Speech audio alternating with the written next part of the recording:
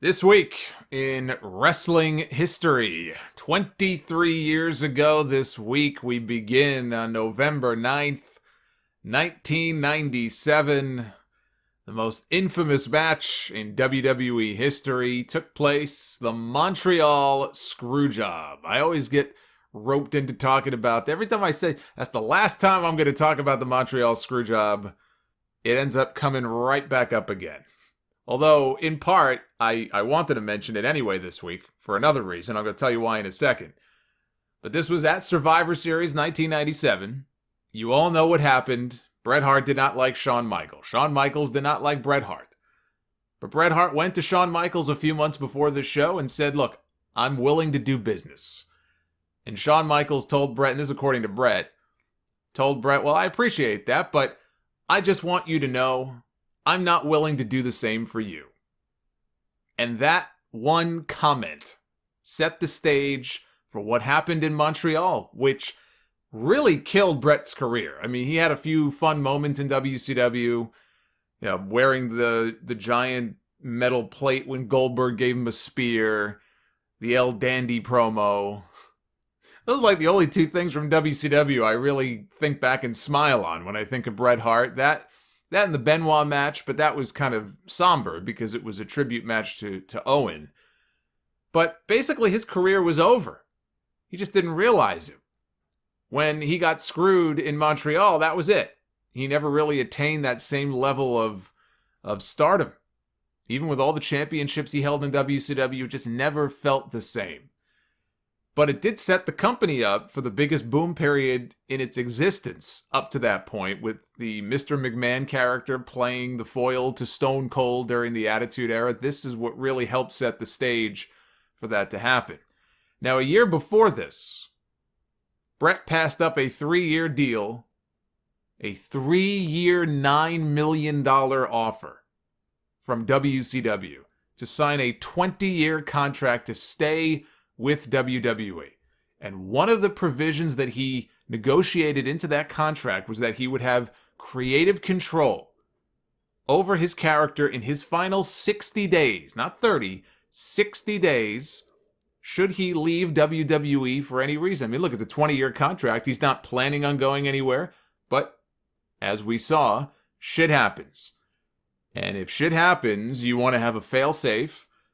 They were throwing everything they could at him to make him happy and keep him from leaving and going to WCW. And he was like, look, I'm going to put this provision in the contract to protect myself and to ensure that I'm not going to be made to look bad or be buried or anything like that on my way out, should I have to leave for any reason.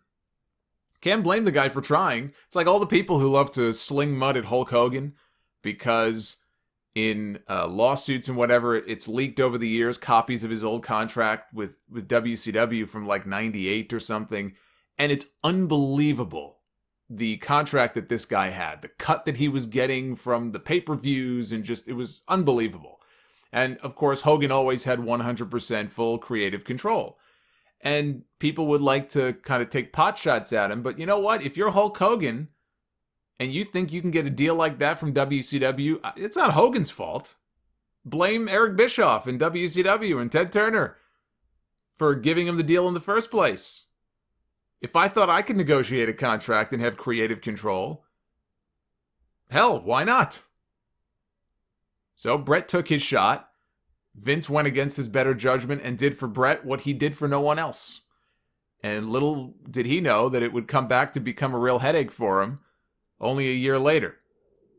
But this whole creative control issue is a fact that is clearly lost on this Robin Lundberg. I have to talk about this. This is a perfect place to bring this up. Robin Lundberg is the name of the author of this awful column for Sports Illustrated that went up on their website earlier this week, titled "Bret Screwed Bret, Unchecked." That was the title of the article.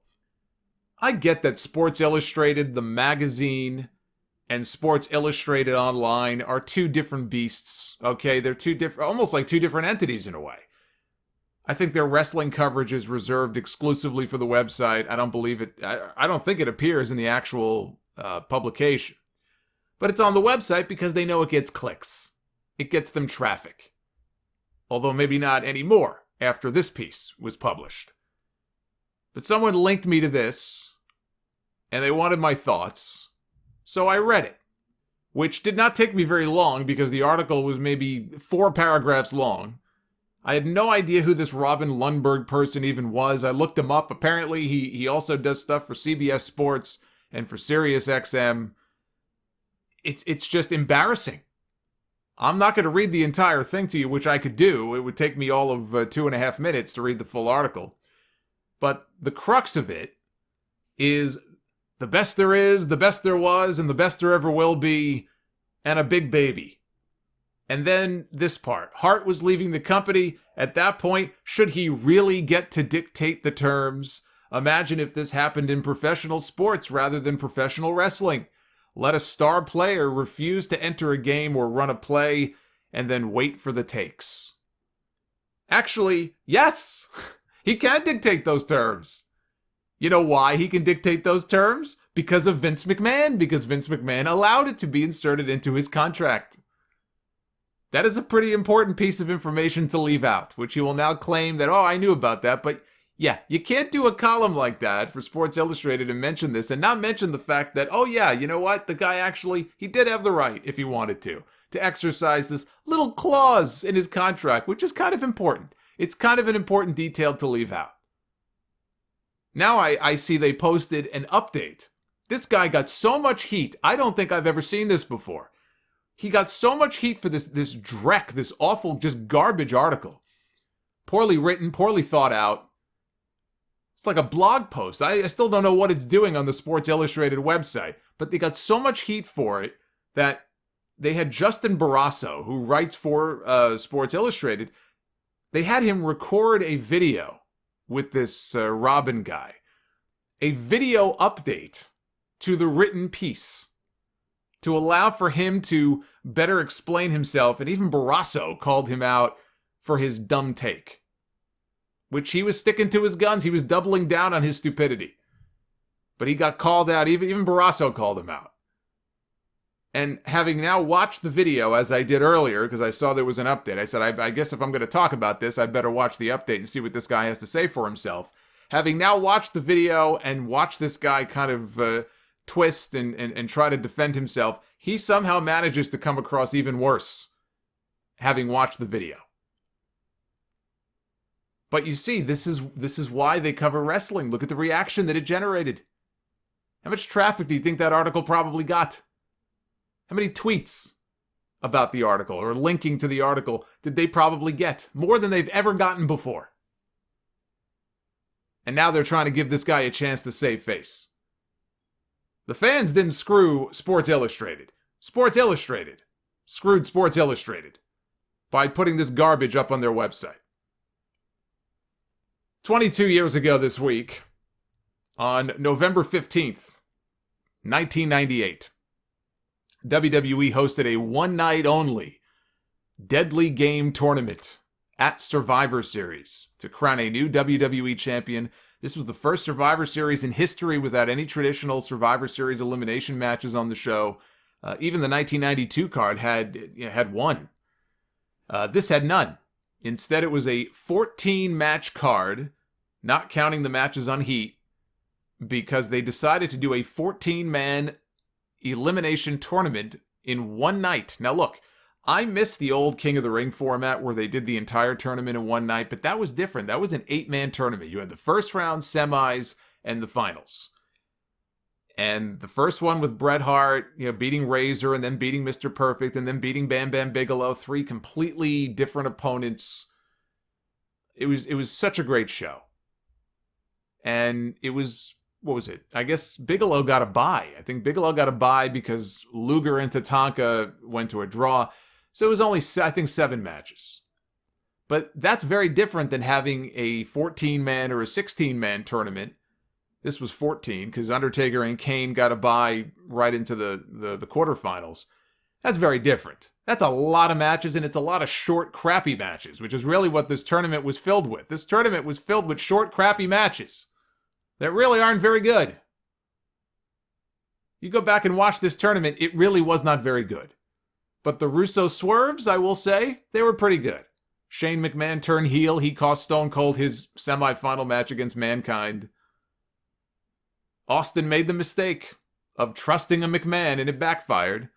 Vince McMahon, who had just presented Mankind with the new hardcore title a few weeks earlier, was buttering up Mick Foley. He was buttering him up. He even at one point said, "You know what, Mick, you're like a son to me."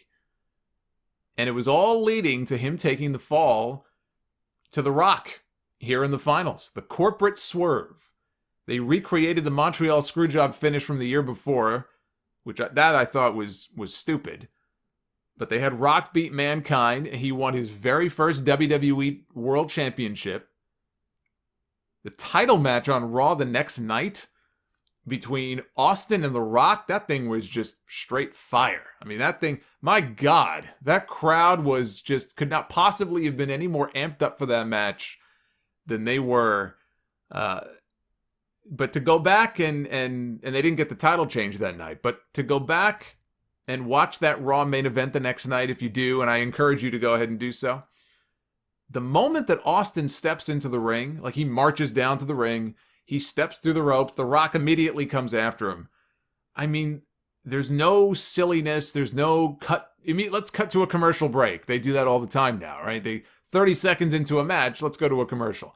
There's no commercial cut. There's no bullshit from the announcers. There's no hashtags to promote.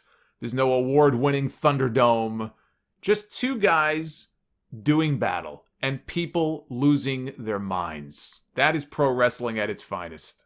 And pro wrestling at its worst on the same episode with Road Warrior Hawk threatening to jump to his death from the top of the Titantron and then being shoved off by Droz. That happened the same night. You had, hey, for all the great stuff on the shows back then, there was some god-awful stuff. And that was among the worst, just, crappiest, most tasteless things they've ever done. That whole storyline, playing off of Hawk's real-life alcohol problems, that whole thing was tasteless. 21 years ago, at the SmackDown taping on November 9th, 1999, airing 2 days later, Arnold Schwarzenegger made a very memorable appearance to promote his new movie, The End of Days. Remember that? I remember that promo, The End of Days. I watched The End of Days. It was all right. It was okay.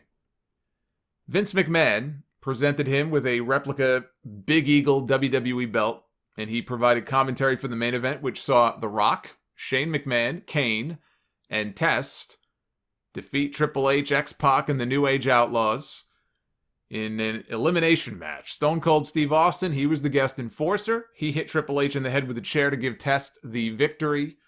Arnold was the one who handed that chair to Stone Cold.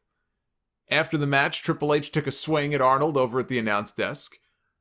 Arnold, he ducked out of the way, and he proceeded to deck Triple H and beat the crap out of him.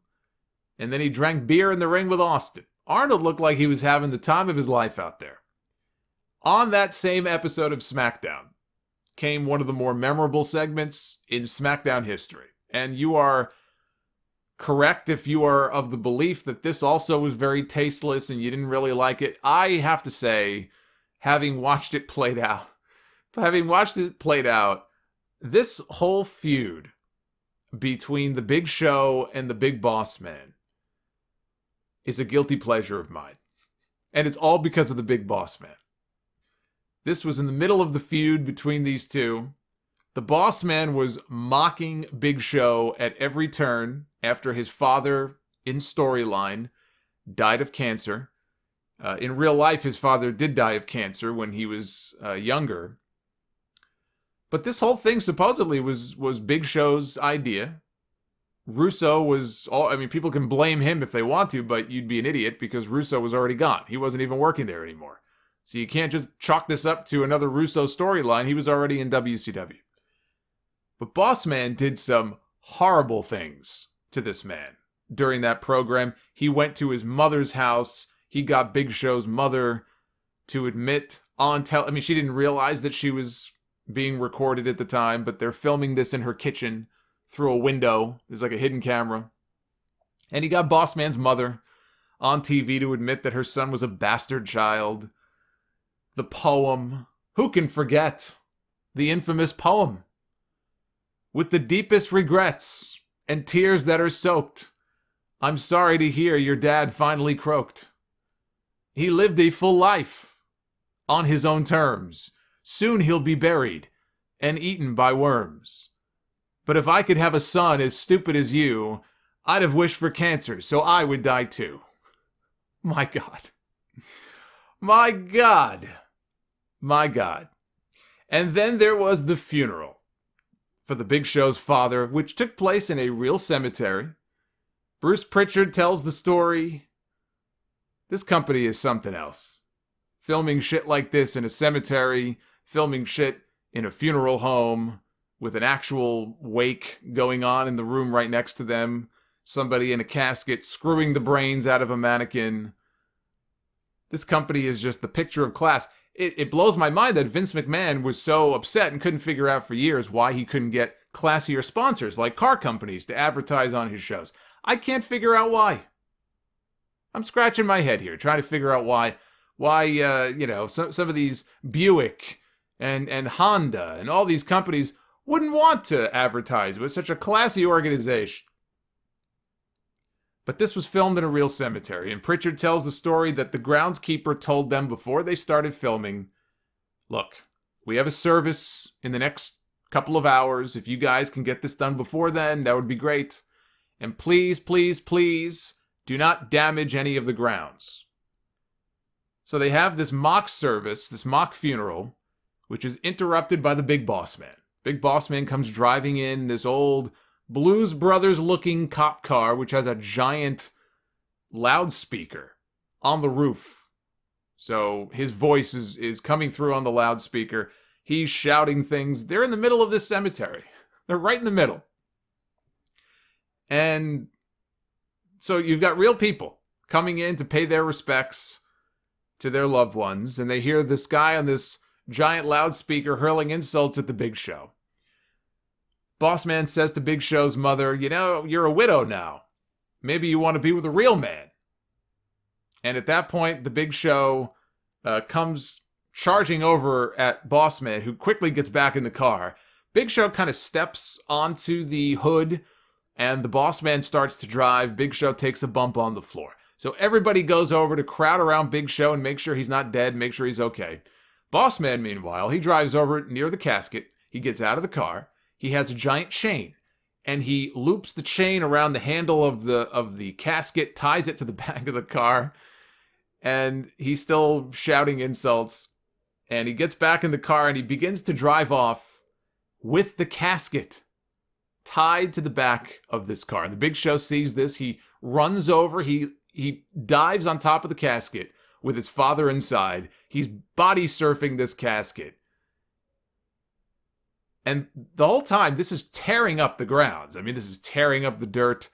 Big Show's on top of the casket.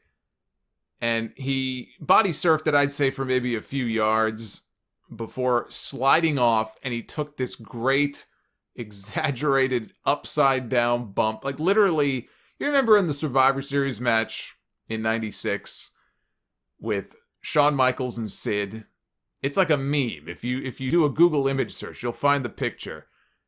Shawn took a bump at one point. I don't remember what the bump was, but he took a bump, and there's this great still photo of him literally standing on his head. He's standing on his head. That's basically what the Big Show did here. He was on his head for a little bit, then he flipped over and landed face down in the dirt. And off went the Big Boss Man, driving off with the Big Show's dead daddy in the casket. Pritchard actually called that the worst bump in the history of the business. And I really think they didn't like it. Vince McMahon didn't like it because when I was watching the video package, I had to go back and watch the video package to the build for their match at Armageddon, which was horrible. That match was terrible. But I'm watching the video package, and they cut that out. They cut the bump out when the Big Show went sliding off. And I'm like, how do you cut that out? That was the best part of the whole thing. What are you talking about? What do you mean worst bump? That was the best part of the whole damn segment. And they cut it out. They don't even show it in the build to the match. But they got a call the next day, Pritchard did, telling them that They would never again be allowed to use that cemetery. I can't imagine why. A few days later, on November 14, 1999, we had Survivor Series featuring the in-ring debut of a certain Olympic gold medalist named Kurt Angle against Meat, the name Sean Stasiak was going by at the time. Not that Kurt Angle was a vegan or anything like that. It was a man called Meat. WCW had a man called Sting. WWE had a man called Meat. From his very first match, Angle was just a total natural. I mean, he picked things up faster than anybody I've ever seen. Only Brock Lesnar and Ronda Rousey, I think, really even come close. This guy just picked it up on day one. The main event was originally scheduled to be a triple threat match with Triple H defending the WWF title against Stone Cold and The Rock. It's kind of hard to believe we never got that match. I don't think we ever had a triple threat with those three. That would have been a big main event. And it didn't happen because Austin's neck could take no more. And WWE pulled the old bait and switch. They shot an angle where Austin got mowed down in the parking garage by a car while he was looking for Triple H. A year later, we would find out that Rikishi did it for The Rock, but really he did it for Triple H. This was a very scummy move because the company knew in advance, at least a few days, maybe longer, but at least a few days in advance, they knew that Austin was, based on the results, of the test on his neck and everything, that he was not going to be able to or cleared to compete at the pay-per-view. They knew this. This was not something they found out the day before. This was not something they found out the day of. They knew that 1/3 of their big main event and the biggest star in the company, the biggest pay-per-view attraction they had, would not be able to wrestle on the pay-per-view. And they knew this, and they said nothing, and they waited. They waited until people had already bought the pay-per-view before they pulled this bait and switch and they shot that angle. And that's a really scummy thing for them to do. Because if you know that the guy is not going to be able to wrestle on the show, then you have an obligation to let your audience know that, look, Stone, now whether you just want to be honest, or if you want to shoot the angle and show that, earlier on the syndicated shows, or if they knew far enough in advance, they could have done something on Raw, 6 days earlier. I don't know exactly which day they found out, but they knew. They knew. And they didn't tell people. So you had a lot of disappointed people who were expecting Austin to wrestle and then he didn't. But they already had your money, so they don't care because they already got your money. So piss off. But I guess they did the title change here. Big Show won the championship. Big Show was the replacement for Stone Cold. They had to give something to the fans as a make good, so they had Big Show win the belt. They did the title change. Maybe they thought it would play off the sympathy of Big Show in storyline, having just lost his dad. And they actually, in their mind, maybe thought that this would work. It didn't. You want to give the fans a make good? How about not scamming them into thinking that they're getting one match and then giving them another? That's one way you can make good with your audience. 15 years ago this week, on November 13th, 2005, we lost one of the greats. At the age of 38, when Eddie Guerrero was found dead in his hotel room in Minneapolis the same day he was due to wrestle Randy Orton and Batista for the World Heavyweight title at a SmackDown taping, a rare Sunday SmackDown taping. I think they may have been going on an international tour, and that's why they were taping SmackDown on Sunday, I believe. I believe that's the case. His nephew Chavo made the discovery. He was supposed to meet up with his uncle that morning, and something was obviously wrong. He didn't answer his early morning wake-up call. They got him into the room. He found Eddie on the bathroom floor with a toothbrush in his hand, barely alive, and he passed away in Chavo's arms. He was still alive. His heart was still beating when Chavo found him. He talked about this on Dark Side of the Ring, and he died in his arms. He died from heart failure. The medical examiner found the blood vessels in his heart had narrowed greatly, and when that happens, what it does is it forces your heart to work that much harder and to pump blood that much harder, and it's just not a good outcome when that happens. Contrary to popular belief, Eddie Guerrero was not scheduled to win the world title that night at the SmackDown taping. that was going to be Randy Orton. Randy Orton was going to be the one to beat Batista, although he may have pinned Eddie in the match, but he was going to win the championship that night. Batista confirmed this in his book. He said that he wanted Eddie to win the title. Not only did he want Eddie to win the title, he and Eddie were tight. He was going to try to convince Vince McMahon. He was going to make his big pitch to Vince, and he told Eddie this. I'm going to go to Vince, and I'm going to argue that you should be the one to win the championship. Eddie called Batista, though, late at night, the night before he died, or early morning before he passed away, like in the middle of the night, 2 a.m, 3 a.m, something like that. Batista was already sleeping, so he missed the call. Eddie left him a voicemail.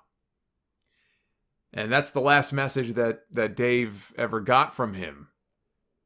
And it was a message basically saying, look, don't do it. Don't go to Vince. Don't talk to Vince. Randy should win. Randy should be the champion, not me. Trust in Vince. He's smart. He does business. He knows what he's doing. Randy should win. And that was the last message that Batista ever got from him. Eddie was one of the good ones. His death, I mean, all of these deaths are terrible. All these young wrestler deaths are just horrible. But some, I think, hit harder than others. For me, Owen's death was the worst. Just the way that all went down and happening in front of 20,000 people on a pay-per-view. And it just never should have happened. The Benoit stuff still haunts. The biggest wrestling tragedy of all time was the Benoit stuff. 3 people lost their lives, including a child. It doesn't get any worse than that. That still haunts me to this day whenever I spend too much time thinking about it, and I remember where I was when I found out the news. It was just horrible. But Benoit was never the same after Eddie died. The people who knew him said as much. It changed him. He lost his best friend. Benoit's wife bought him a journal so that he could write to Eddie. Just let his thoughts out. He filled that journal up. I think they found it after he died. So that hit him. It was a soul-crushing loss. It hit him harder. It almost, you watch that Dark Side of the Ring special, and it almost feels like it hit him harder than it hit Eddie's family, which I'm sure it didn't, but maybe it did. It was soul-crushing for him. But I will always remember, as far as Eddie Guerrero, the match with Brock Lesnar at No Way Out in 2004, when he won that WWE championship and him jumping into the crowd and celebrating, and just his family, his mom was there, the picture in the back of him hugging Vince McMahon and hugging the title. He was so happy. And it was just such a great moment. And one of the all-time great WWE pay-per-view moments was Eddie Guerrero winning the championship that night. If there's one good thing that came out of Eddie's death, it was the genesis of the WWE wellness policy, which came only a few months later. It was February. He died in November of 2005. In February of 2006, WWE unveiled their new talent wellness policy. Now, I think at the time, WWE claimed, well, it's not because of Eddie. We were already working on this. It was already in the works. I don't buy that. But it came about after Eddie died, because his death just hit differently. It just did. It hit differently. The policy, though, had more holes in it than Swiss cheese. After it was first unveiled, there were a lot of loopholes in there. You could drive a truck through some of them. After the Benoit tragedy, that's where they really started to, I don't want to say take it seriously, but that's really where they started to kind of shore up the policy. And today, it's a pretty robust policy. Is it a perfect policy? No. Can people get around it? I'm sure they do. But they have a pretty robust policy in place today. Now it's 15 years later. I'm not so sure that policy would be either in existence or that it would be as good as it is were it not for what happened, 15 years ago. So that's part of his legacy. It was an unfortunate consequence of it. But that's why I say if there's one positive that came out of it, it is that wellness policy.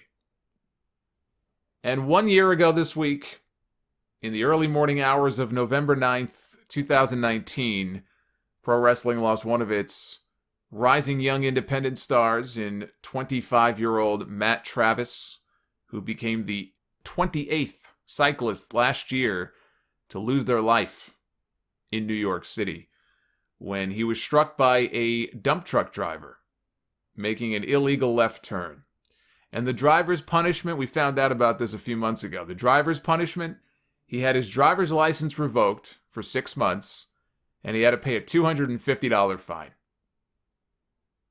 That was the second dump truck driver to work for that same trucking company who struck and killed somebody last year alone. It's ridiculous.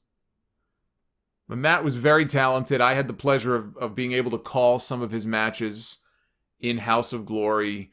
And it was very cool of Santana and Ortiz to dedicate their match to him at the AEW pay-per-view later that night, and for Excalibur to acknowledge, Matt Travis on TV. Later that night, AEW did host its first Full Gear pay-per-view, which featured MJF throwing in the towel for Cody in Cody's championship match against Chris Jericho, which rendered Cody, as per the stipulation, unable to ever again challenge for the AEW title. After the match, MJF kicked Cody in the balls, and Jon Moxley beat Kenny Omega in a non-sanctioned lights-out match. Now here we are 1 year later, and Omega will challenge Moxley for the AEW title on December 2nd. And it feels like the right time for him to get that win back.